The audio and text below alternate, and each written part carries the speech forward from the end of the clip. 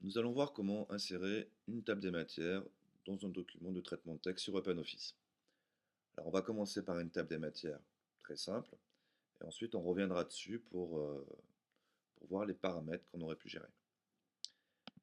Je positionne mon curseur à l'emplacement où je souhaite insérer ma table des matières. Pour cet exercice, je souhaite donc l'insérer en début de document, et je vais utiliser titre 1, titre 2 pour créer ma table des matières. Après avoir positionné mon curseur, je vais dans le menu Insertion, je choisis Index et table, et ensuite Index et table. Cette première fenêtre est essentielle, hein, c'est vraiment les paramètres de base. Donc je commence déjà par définir le titre de ma table des matières. Ce titre n'est pas obligatoire. Si je veux le gérer moi-même dans mon document, il suffit de l'effacer. Moi, je souhaite de le conserver. Le menu type me permettra éventuellement de choisir un autre type de table ou d'index. Ce que je souhaite faire, c'est une table des matières, donc je choisis évidemment table des matières. Protéger contre toute modification manuelle.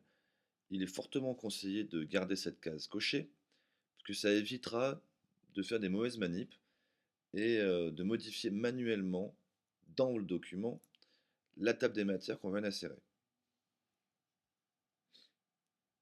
Créer l'index pour.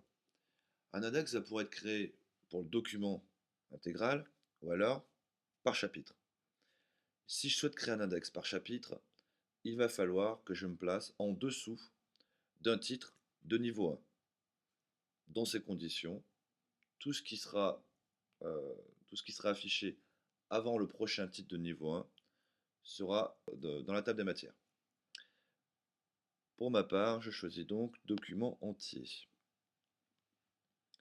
Évaluer jusqu'au niveau, c'est le nombre de niveaux hiérarchiques que je souhaite intégrer à ma table des matières. A priori, je vais laisser le niveau maximum, hein. Donc l'ensemble des titres hiérarchisés de mon document seront présents dans la table des matières. Les trois dernières options qui nous restent, donc je vais avoir structure.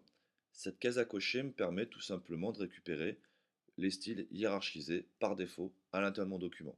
Donc titre 1, titre 2, etc. etc.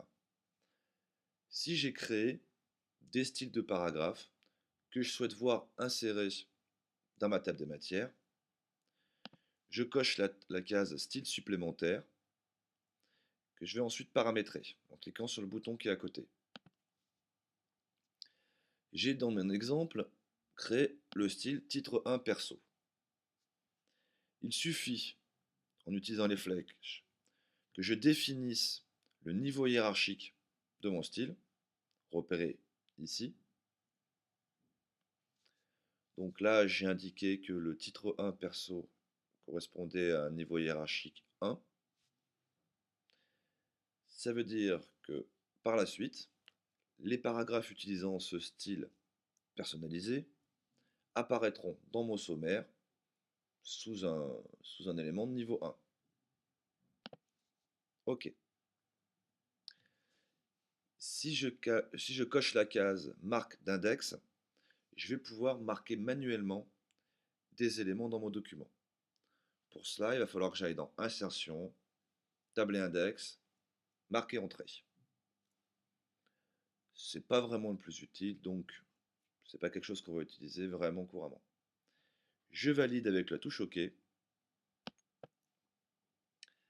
Ma table des matières apparaît donc dans mon document. Alors, cette table des matières, elle est dynamique, c'est-à-dire qu'elle va se modifier en fonction des modifications apportées au document.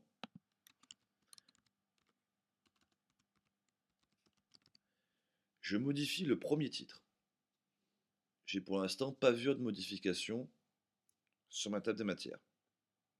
Voir apparaître les modifications autant au niveau des titres de chapitre que des numéros de page, je fais clic droit sur ma table des matières et je choisis l'option Actualiser l'index, la table.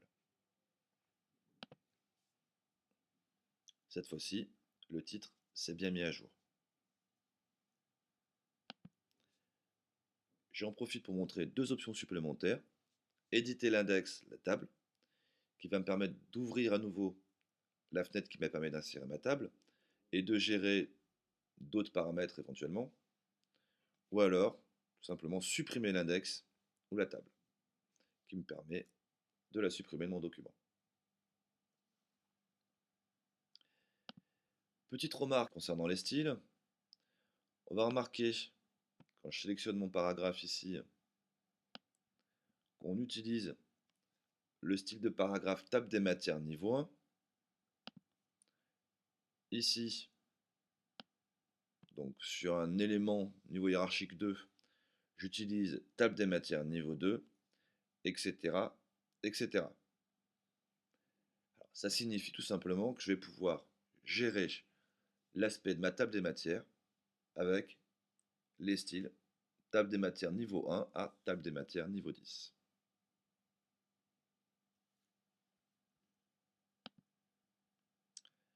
On peut voir maintenant les options supplémentaires de notre table des matières.